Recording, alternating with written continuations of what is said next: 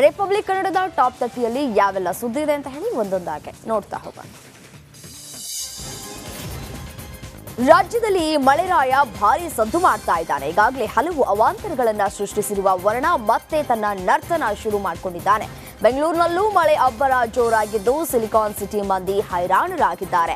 ಒಂದೆಡೆ ರಸ್ತೆಗಳು ಕೆರೆಯಂತಾಗಿ ಸವಾರರು ಪರದಾಡ್ತಾ ಇದ್ರೆ, ಮತ್ತೊಂದೆಡೆ ಪೀಣ್ಯ ಫ್ಲೈಓವರ್ ಸೋರ್ತಾ ಇದ್ದು ಹಲವು ಟೀಕೆಗಳಿಗೆ ಕಾರಣವಾಗಿದೆ. ಸದಾಶಿವನಗರ ಪೊಲೀಸ್ ಠಾಣೆ ಬಳಿ ಚಲಿಸ್ತಾ ಇದ್ದ ಕಾರಿನ ಮೇಲೆ ಮರ ಬಿದ್ದು ಕಾರು ಚಕಮಾಗಿದೆ. ಇತ್ತ ದೇವನಹಳ್ಳಿ ಸುತ್ತಮುತ್ತ ಬೆಳೆಗಳಿಗೆ ಮಳೆ ನೀರು ನುಗ್ಗಿ ಬೆಳೆ ಹಾನಿಯಾಗಿ ರೈತರು ಕಂಗಾಲಾಗಿದ್ದಾರೆ.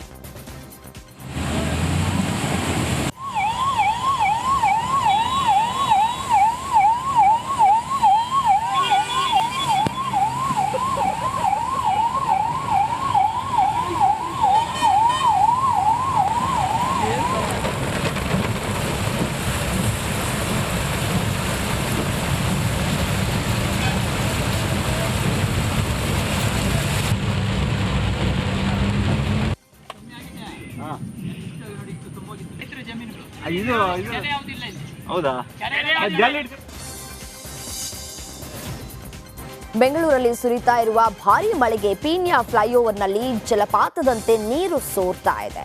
ಈ ಪೀಣ್ಯ ಫ್ಲೈಓವರ್ ಅಧ್ವಾನ ನೋಡಿ ಪುನೀತ್ ಕೆರೆಹಳ್ಳಿ ಸರ್ಕಾರದ ವಿರುದ್ಧ ವ್ಯಂಗ್ಯವಾಡಿದ್ದಾರೆ. ಫ್ರೀ ಫ್ರೀ ಬೆಂಗಳೂರಿನ ಜನತೆಗೆ ಮತ್ತೊಂದು ಸ್ಕೀಮ್ ಫ್ರೀ, ಯಾರಿಗೆಲ್ಲ ಬೇಕು ಬೇಗ ಬೇಗ ಬನ್ನಿ, ಕಾಕಾ ಪಾಟೀಲ್ಗೂ ಫ್ರೀ, ನಿಮಗೂ ಫ್ರೀ, ನಿಮ್ಮ ಅಪ್ಪನಿಗೂ ಫ್ರೀ. ಇದು ಕಾಂಗ್ರೆಸ್ ಸರ್ಕಾರದ ಹೊಸ ಯೋಜನೆ. ದುಡ್ಡು ಕೊಟ್ಟು ಕಾರ್ ವಾಶ್ ಮಾಡಿಸಬೇಡಿ, ಕಾರ್ ತಗೊಂಡು ಜಾಲಹಳ್ಳಿ ರೂಟ್ಗೆ ಬಂದ್ರೆ ಸಾಕು, ಸರ್ಕಾರ ಫ್ರೀ ಆಗಿ ವಾಶ್ ಮಾಡಿಕೊಡುತ್ತೆ. ಫಾಲ್ಸ್ಗಳನ್ನ ನೋಡೋಕೆ ಎಲ್ಲಿಗೂ ಹೋಗಬೇಡಿ, ಬೆಂಗಳೂರಿನಲ್ಲಿ ಸಿದ್ದರಾಮಯ್ಯ ಉಚಿತವಾಗಿ ಫಾಲ್ಸ್ ರೆಡಿ ಮಾಡಿಕೊಟ್ಟಿದ್ದಾರೆ ಅಂತ ಹೇಳಿ ವಿಡಿಯೋ ಮಾಡಿ ಸೋಷಿಯಲ್ ಮೀಡಿಯಾದಲ್ಲಿ ಪೋಸ್ಟ್ ಮಾಡಿ ಸರ್ಕಾರವನ್ನ ಟೀಕಿಸಿದ್ದಾರೆ. ಫ್ರೀ ಫ್ರೀ ಓನ್ಲಿ ಬೆಂಗಳೂರಿನ ಜನತೆಗೆ ಮಾತ್ರ ಫ್ರೀ, ಕಾಂಗ್ರೆಸ್ನ ಹೊಸ ಮತ್ತೊಂದು ಫ್ರೀ ಸ್ಕೀಮ್. ಯಾರಿಗೆಲ್ಲ ಬೇಕು ಬೇಗ ಬೇಗ ಬೇಗ ಬನ್ನಿ, ಕಾಕಾ ಪಾಟೀಲ್ ನಿಂಗೂ ಫ್ರೀ, ನಿಮ್ಮ ಅಪ್ಪನಿಗೂ ಫ್ರೀ. ಕಾಂಗ್ರೆಸ್ ಸರ್ಕಾರದ ಹೊಸ ಯೋಜನೆ. ನೀವೇನಾದ್ರೂ ದುಡ್ಡು ಕೊಟ್ಟು ಕಾರ್ ವಾಶ್ ಮಾಡಿಸ್ತಾ ಇದ್ದೀರಾ, ಖಂಡಿತ ಮಾಡ್ಸಕ್ ಹೋಗ್ಬೇಡಿ. ಇನ್ಮೇಲೆ ಏನ್ ಮಾಡ್ಬೇಕು ಅಂತಂದ್ರೆ ನಿಮ್ಮ ಕಾರ್ ತಗೊಂಡು ಸೀದಾ ಜಾಲಹಳ್ಳಿ ಕ್ರಾಸ್ ರೂಟಿಗೆ ಬಂದ್ಬಿಟ್ರೆ ಸಾಕು, ನಿಮ್ಮ ಕಾರ್ನ ಪೂರ್ತಿ ಕಾಂಗ್ರೆಸ್ ಸರ್ಕಾರ ಫ್ರೀಯಾಗಿ wash ಮಾಡ್ಕೊಡುತ್ತೆ.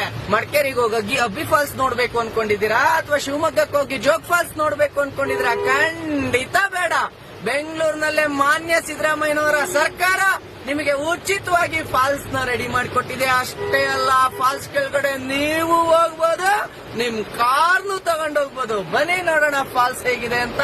Multi free free free only ಬೆಂಗಳೂರಿನ ಜನತೆಗೆ ಮಾತ್ರ ಫ್ರೀ, ಕಾಂಗ್ರೆಸ್ನ ಹೊಸ.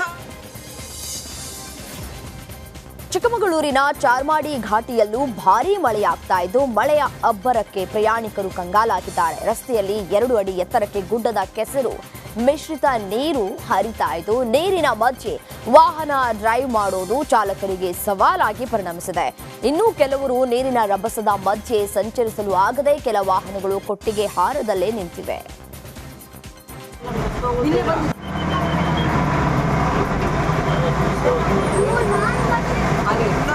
ಆದ್ಮೇಲೆ ಫುಲ್ ಬ್ಲಾಕ್ ಆಗಿದೆ ರೋಡು, ಯಾರು ಬರಕ್ ಹೋಗಬೇಡಿ.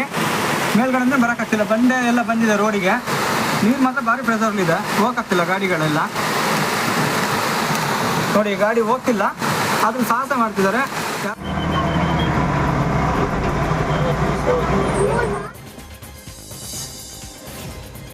ತುಮಕೂರು ಜಿಲ್ಲೆಯಲ್ಲಿ ಧಾರಾಕಾರ ಮಳೆಯಾಗಿ ಎಂಯುಎಸ್ ವಿದ್ಯುತ್ ಸಂಪರ್ಕ ಕೇಂದ್ರಕ್ಕೆ ನೀರು ನುಗ್ಗಿದೆ.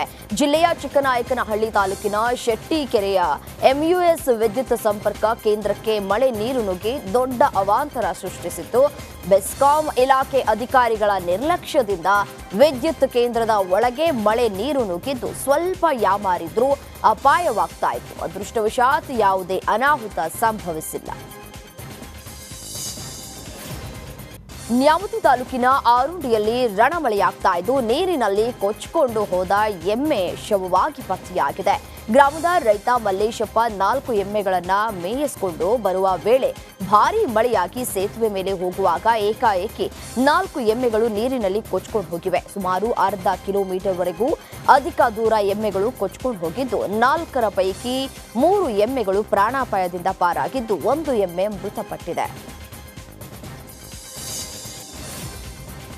ಸಿಲಿಕಾನ್ ಸಿಟಿಯಲ್ಲಿ ಮಳೆಯ ಅಬ್ಬರ ಮುಂದುವರೆದಿದೆ. ಮೆಜೆಸ್ಟಿಕ್, ಶಾಂತಿನಗರ, ಮಲ್ಲೇಶ್ವರಂ ಸೇರಿದಂತೆ ಹಲವು ಕಡೆ ಹೆಚ್ಚಿನ ಮಳೆಯಾಗ್ತಾ ಇದ್ದು ಸವಾರರು ಪರದಾಡಿದ್ದಾರೆ. ಅಲ್ಲದೆ ಹವಾಮಾನ ಇಲಾಖೆ ರಾಜ್ಯಕ್ಕೆ ಮುಂದಿನ 4 ದಿನ ಮಳೆ ಅಲರ್ಟ್ ನೀಡಿದೆ. ಆಗಸ್ಟ್ 24ರವರೆಗೆ ಬೆಂಗಳೂರಷ್ಟೇ ಅಲ್ಲದೆ ಕರಾವಳಿ ಜಿಲ್ಲೆಯಲ್ಲೂ ಭಾರೀ ಮಳೆಯಾಗುವ ಸಾಧ್ಯತೆ ಇದೆ ಅಂತ ಮಾಹಿತಿಯನ್ನ ನೀಡಿದೆ. ಸದ್ಯ ಬೆಂಗಳೂರಲ್ಲಿ ಮಳೆಯಿಂದ ಆಗ್ತಾ ಇರುವಂತಹ ಅವಾಂತರಗಳನ್ನ ಕಂಡು ಕೊನೆಗೂ ಬಿಬಿಎಂಪಿ ಅಲರ್ಟ್ ಆಗಿದೆ. ಮಳೆಗಾಲ ಶುರುವಾದ ಬೆನ್ನಲ್ಲೇ ಈ ಹಿಂದಿನ ಸಮಸ್ಯೆಗಳನ್ನ ಸರಿಪಡಿಸಿದ್ದೇವೆ ಅಂತ ಬಿಬಿಎಂಪಿ ಆಯುಕ್ತ ತುಷಾರ್ ಗಿರಿನಾಥ್ ತಿಳಿಸಿದ್ದಾರೆ. ಮಳೆಗಾಲಕ್ಕೂ ಮುಂಚೆಯೇ ನಾವು ತಯಾರಿ ನಡೆಸಿದ್ದೇವೆ. ರಾಜಕಾಲುವೆಯನ್ನ 3 ತಿಂಗಳಿಗೆ ಒಮ್ಮೆ ಕ್ಲೀನ್ ಮಾಡ್ತಾ ಇದ್ದೇವೆ. ಈ ಹಿಂದೆ ಎಲ್ಲೆಲ್ಲಿ ಪ್ರಾಬ್ಲಮ್ ಆಗಿತ್ತೋ ಎಲ್ಲವೂ ಸರಿಪಡಿಸಿದ್ವಿ. ಹೊಸದಾಗಿ ಪ್ರಾಬ್ಲಮ್ ಆಗಿದೆ, ಆ ಲಿಸ್ಟ್ ರೆಡಿ ಮಾಡ್ತಾ ಇದ್ದೇವೆ. ಸಮಸ್ಯೆಯನ್ನ ಬಗೆಹರಿಸುವ ಕೆಲಸ ಮಾಡ್ತೇವೆ ಎಂದಿದ್ದಾರೆ. ಜೊತೆಗೆ ಸೆಪ್ಟೆಂಬರ್ ವರೆಗೂ ಮಳೆ ಹೆಚ್ಚಾಗುತ್ತೆ, ಹೀಗಾಗಿ ಎಲ್ಲ ಸಿದ್ಧತೆಯನ್ನ ಮಾಡ್ಕೊಳ್ತೇವೆ. BWSSB ಅವರು ಕೆಲಸ ಮಾಡಿ ನಿಲ್ಲಿಸಿರುವ ಕೆಲಸ ಅವರೇ ಮಾಡಬೇಕು, ಅವರಿಗೂ ಸೂಚಿಸಿದ್ದೇವೆ ಎಂದಿದ್ದಾರೆ. ಸರಿ ಇಟ್ಕೊಳ್ಳೋಕ್ಕೆ ಪ್ರಯತ್ನ ಪಡ್ತೇವೆ. ಆಗಲೇ ಎಲ್ಲ ಸಿದ್ಧತೆ ಪ್ರಾರಂಭ ಮಾಡ್ತೇವೆ. ಆ ಟೈಮಿಂದ ಈ ಟೈಮ್ವರೆಗೂ ಸತತವಾಗಿ ನಾವು ನಮ್ಮ 800 ಕಿಲೋಮೀಟರ್ ಕಾಲುವೆಯಲ್ಲಿ 600 ಕಿಲೋಮೀಟರ್ ಕಾಲುವೆ ಲೈನ್ ಇದೆ, ಅದರಲ್ಲಿ ಕಾಯಮಾಗಿ ನಿರಂತರವಾಗಿ 3 ತಿಂಗಳಿಗೆ ಒಂದ್ಸಲ ಕ್ಲೀನಿಂಗ್ ವ್ಯವಸ್ಥೆ ಮಾಡ್ತಾಯಿದ್ದೀವಿ. ಎಲ್ಲಿ ಜಾಸ್ತಿ ಕಸ ಬಂದು ವಾಟರ್ಗೆ ಪ್ರವಾಹಕ್ಕಾಗಿ ಸ್ವಲ್ಪ ಕಡಿಮೆ ಇದನ್ನು ಬಿಡುತ್ತಿರುವುದರಿಂದ ಅಲ್ಲಿನೇ ಜಾಸ್ತಿ ಕೂಡ್ತಕ್ಕಂಥ ವಿಚಾರ ಇದೆ. ಅಲ್ಲಿ ನಾವು ಕಾಯಮಾಗಿ ವಿಜಯಪುರ, ಬಾಗಲಕೋಟೆ, ಅವಳಿ ಜಿಲ್ಲೆಯ ಸಂಪರ್ಕ ಕೊಂಡಿಯಾಗಿರುವ ಆಲಮಟ್ಟಿ ಜಲಾಶಯ ವಿದ್ಯುತ್ ದೀಪಾಲಂಕಾರದಿಂದ ಝಗಮಗಿಸ್ತಾ ಇದೆ. ಇಂದು ಆಲಮಟ್ಟಿಯ ಲಾಲ್ ಬಹದ್ದೂರ ಶಾಸ್ತ್ರಿ ಜಲಾಶಯಕ್ಕೆ ಸಿಎಂ ಸಿದ್ದರಾಮಯ್ಯ ಬಾಗಿನವನ್ನ ಸಲ್ಲಿಸಲಿದ್ದು ಉತ್ತರ ಕರ್ನಾಟಕದ ಜೀವನದಿ ಕಣ್ಮನ ಸೆಳೀತಾ ಇದೆ. ಇಂದು ಬಾಗಿನ ಕಾರ್ಯಕ್ರಮ ಹಿನ್ನೆಲೆ ನಿನ್ನೆ ಜಲಾಶಯಕ್ಕೆ ದೀಪಾಲಂಕಾರ ಮಾಡಿದ್ದು ಗೇಟ್ನಿಂದ ಹೊರಬಿಡುವ ನೀರಿಗೆ ತ್ರಿವರ್ಣ ರಂಗನ್ನ ಮೂಡಿಸಲಾಗಿತ್ತು.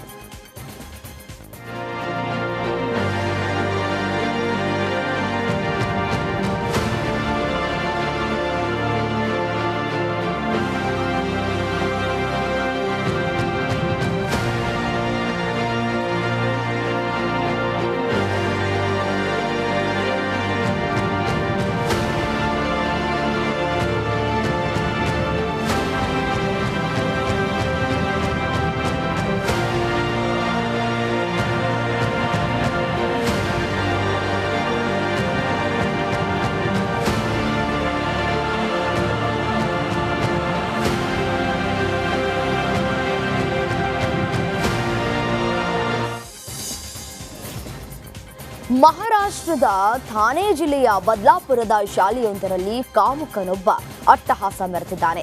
4 ವರ್ಷದ 2 ಪುಟ್ಟ ಕಂದಮ್ಮಗಳ ಮೇಲೆ ಶಾಲೆಯ ಅಟೆಂಡರ್ ಲೈಂಗಿಕ ದೌರ್ಜನ್ಯ ಎಸಗಿದ್ದು, ಇದರಿಂದ ರೊಚ್ಚಿಗೆದ್ದ ಸಾವಿರಾರು ಜನ ಬದಲಾಪುರ ರೈಲ್ವೆ ಸ್ಟೇಷನ್ಗೆ ನುಗ್ಗಿ ಆಕ್ರೋಶವನ್ನ ಹೊರಹಾಕಿದ್ರು. ಉದ್ರಿಕ್ತರ ಗುಂಪು ರೈಲ್ವೆ ಸ್ಟೇಷನ್ಗೆ ನುಗ್ಗಿದ ಪರಿಣಾಮ ರೈಲು ಸಂಚಾರ ಸ್ಥಗಿತಗೊಂಡಿತ್ತು. ಪ್ರತಿಭಟನಾಕಾರರನ್ನ ಚದುರಿಸುವುದಕ್ಕೆ ಪೊಲೀಸರು ಲಘು ಲಾಠಿ ಪ್ರಹಾರ ಮಾಡಿದ್ದು, ಪೊಲೀಸರ ಮೇಲೆಯೇ ಗುಂಪು ಕಲ್ಲನ್ನ ತೂರಿದೆ. ಸದ್ಯ ಬದಲಾಪುರ ರೈಲ್ವೆ ನಿಲ್ದಾಣದಲ್ಲಿ ಬಿಗುವಿನ ವಾತಾವರಣ ನಿರ್ಮಾಣವಾಗಿದೆ.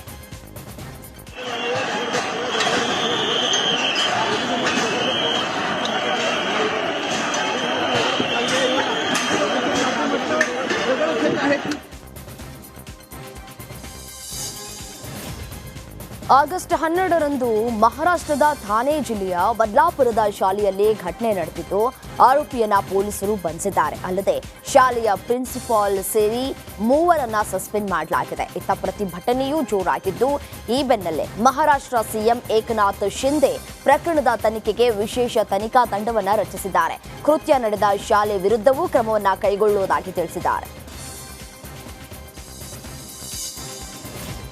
ಕೋಲ್ಕತಾದಲ್ಲಿ ನಡೆದ ವೈದ್ಯ ವಿದ್ಯಾರ್ಥಿನಿ ಮೇಲಿನ ಅತ್ಯಾಚಾರ ಹಾಗೂ ಕೊಲೆ ಖಂಡಿಸಿ ಬೆಂಗಳೂರಿನ ಟಿ ದಾಸರಹಳ್ಳಿಯಲ್ಲಿ ಬೃಹತ್ ಪ್ರತಿಭಟನಾ ಜಾಥಾ ನಡೆಯಿತು.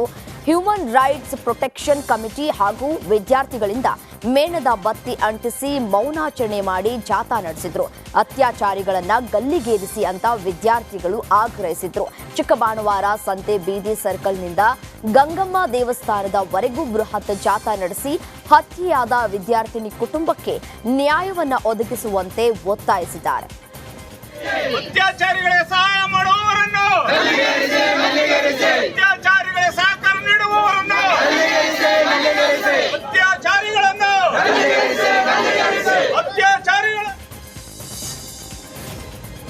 ಧಾರವಾಡದಲ್ಲೂ ವೈದ್ಯಕೀಯ ವಿದ್ಯಾರ್ಥಿನಿ ಅತ್ಯಾಚಾರ ಮತ್ತು ಕೊಲೆ ಪ್ರಕರಣ ಖಂಡಿಸಿ ಪ್ರತಿಭಟನೆಯನ್ನು ನಡೆಸಲಾಗಿದೆ. ಅಖಿಲ ಭಾರತ ರೈತ ಕೃಷಿ ಕಾರ್ಮಿಕರ ಸಂಘಟನೆ ನೇತೃತ್ವದಲ್ಲಿ ಪ್ರತಿಭಟನೆ ನಡೆದಿದ್ದು, ಅತ್ಯಾಚಾರಿಗಳಿಗೆ ಉಗ್ರ ಶಿಕ್ಷೆ ಜಾರಿಯಾಗಬೇಕು, ಮಹಿಳೆಯರ ರಕ್ಷಣೆಗೆ ಕಠಿಣ ಕಾನೂನುಗಳನ್ನು ಜಾರಿಗೆ ತರಬೇಕು ಅಂತ ಆಗ್ರಹಿಸಿದ್ದಾರೆ.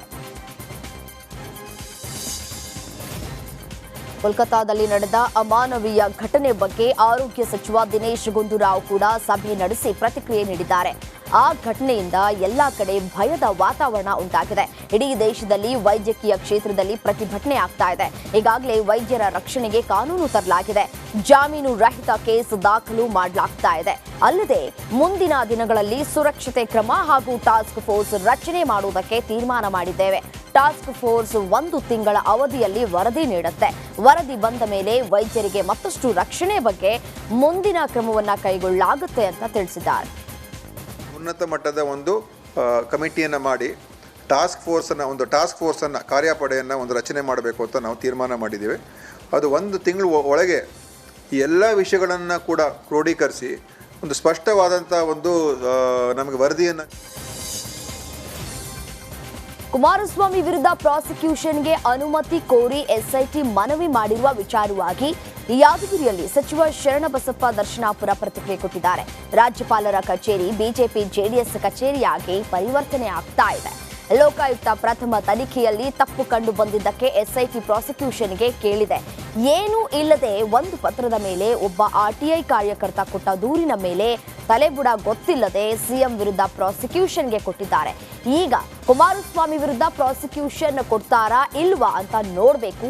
ಈಗ ರಾಜ್ಯಪಾಲರ ನಿಜ ಬಣ್ಣ ಬಯಲಾಗುತ್ತೆ ಅಂತ ರಾಜ್ಯಪಾಲರ ವಿರುದ್ಧ ವಾಗ್ದಾಳಿಯನ್ನ ನಡೆಸಿದ್ದಾರೆ. ಎಲ್ಲ ಕೂಡ ಒಂದು ಗವರ್ನರ್ ಕಚೇರಿ ಬಿಜೆಪಿ ಜನತಾದಳ ಕಚೇರಿ ಪರಿವರ್ತನೆ ಆಗ್ಲಕ್ಕಿದೆ. ನೋಡೋಣ, ಈಗ ನೀವು ಅದ್ರ ಬಗ್ಗೆ ಹೇಳ್ಬೇಕಲ್ಲ. ನಾವೀಗ ಕೇಳಿವಿ ಪ್ರಾಸಿಕ್ಯೂಷನ್ ನಿನ್ನೇನೋ ಲೋಕಾಯುಕ್ತ SITದವ್ರು ಕೇಳ್ಯಾರ. ಯಾರು ಕೂಡ ನಮ್ಮ ಪಕ್ಷದವ್ರು ಯಾರು ಕೇಳಿಲ್ಲ. ಲೋಕಾಯುಕ್ತದಲ್ಲಿ ಪ್ರಥಮ ವರದಿಯಲ್ಲಿ ತಪ್ಪಿಸಿ ಕೇಳ್ಯಾರ.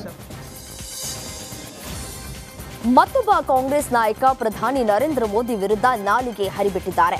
ಮಂಗಳೂರಿನ ಬೆಳ್ತಂಗಡಿಯಲ್ಲಿ ನಡೆದಂತಹ ಪ್ರತಿಭಟನೆಯಲ್ಲಿ ರಕ್ಷಿತ್ ಶಿವರಾಮ್ ಹಿಂಸಾಚಾರ ಸಮರ್ಥನೆಯನ್ನ ಮಾಡಿಕೊಂಡಿದ್ದಾರೆ.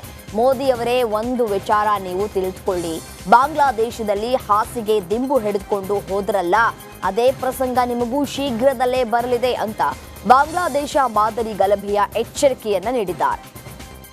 ಮೋದಿಯವರೇ, ಒಂದು ವಿಚಾರವನ್ನ ತಿಳ್ಕೊಳ್ಳಿ, ಬಾಂಗ್ಲಾದೇಶದಲ್ಲಿ ಹಾಸಿಗೆ ದಿಂಬು ಹಿಡ್ಕೊಂಡು ಹೋದ್ರಲ್ಲ, ಆ ಪ್ರಸಂಗ ನಿಮಗೂ ಕೂಡ ಅತಿ ಶೀಘ್ರದಲ್ಲಿ ಬರಲಿದೆ, ಎಚ್ಚರವಾಗಿರಿ.